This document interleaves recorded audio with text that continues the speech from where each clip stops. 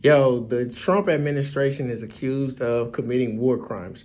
Remember on September 2nd when Pete Hegseth had ordered that we shoot some missiles and blow down a little boat suspected of smuggling drugs through the Caribbean to the United States? Well, when we blew that little boat down, there were two bystanders that were clinging to some debris from after the missile launch. And Pete ordered that we shoot a couple more missiles at them, and I quote, that we kill them all. Well, it turns out that that second round of missile fire on those survivors is actually a war crime. My name is Marcus Russell, and this is the Marcus Russell Show. Those were, in fact, international waters. And the fact that the men holding on for dear life onto the debris, the fact that they pose zero threat and we blew them down anyway is possibly a Geneva Convention violation. And this was the second boat that we had blew down in the Caribbean. But you know what? I haven't heard of no more boats trying to smuggle nothing since September 2nd. I hate to say it. Have you heard any boats? I have not heard nothing since then. For real, I'm pretty sure it's not that easy to Venezuela to get gangs to volunteer to take the drug run. You know what I'm saying? For real, I bet when they was like, "Hey, Jose, okay, it's your turn. Let's get boat number 3. Let's get boat number 3 out there in the water." Jose was like, Hey, I don't think that's very responsible as a cartel.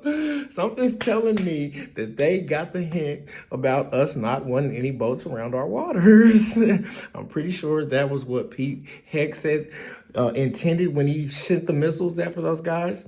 You're watching the Marcus Russell Show. Make sure you tap that like and subscribe button. Let's get right to the video.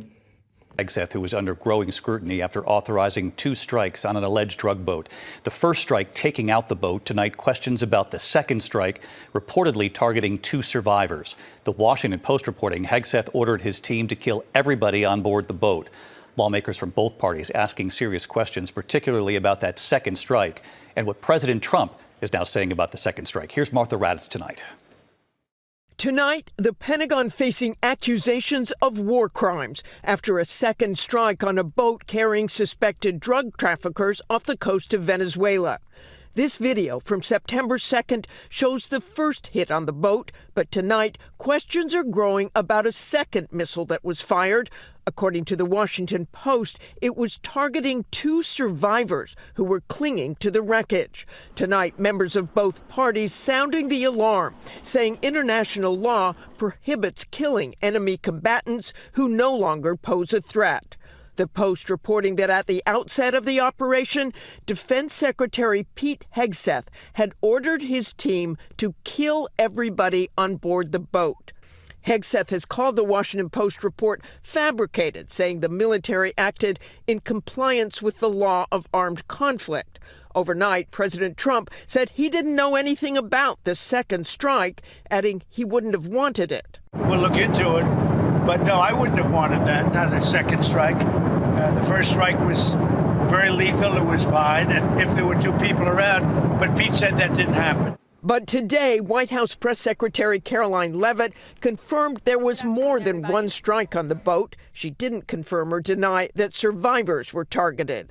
Leavitt saying the strikes were authorized by Hegseth and carried out by the mission's commander, Navy Admiral Frank Mitch Bradley. On September 2nd, Secretary Hegseth authorized Admiral Bradley to conduct these kinetic strikes. Admiral Bradley worked well within his authority and the law, directing the engagement to ensure the boat was destroyed and the threat to the United States of America was eliminated.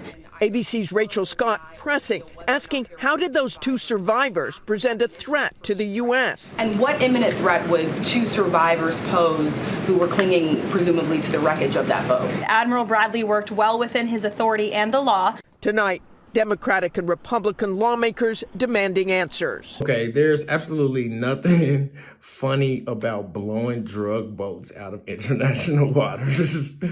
Okay, maybe when I say blowing drug boats out of international waters, there's a hint of something funny. I think it's just in the sequence of words, right?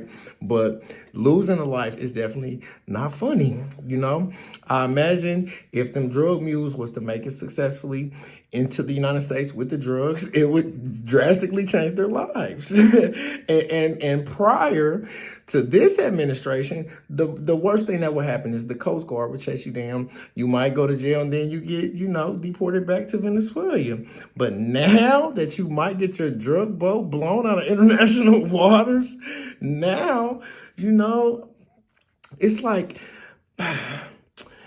every once in a while, when I was younger, I would party a little bit. And, I understand you want to, if people party, people have fun, but is it worth getting your drug boat blown out of international waters? Is it worth it? Yes, it's worth it. It's probably worth it. They be broke as shit in them third world countries. Man, they don't got no plumbing, famine, violence. But yes, it's worth it for you. You know what I'm saying? It'd be hundreds and thousands of kilos on them boats worth millions in the United States. So yes, it is worth it, Jose. Do that shit. You might be the one that gets past Hegseth missiles. You might be the one gang member that makes it through, and that's gonna change everything for you and your family. Do that shit. But if you don't make it, at least you went out pursuing greatness and millions. You know what I'm saying? And most people's lives aren't worth millions, but yours, Jose. Yours is worth millions. And that's my opinion. Tell me what you think in the comments. Make sure you tap that like and subscribe button. Until next time, peace.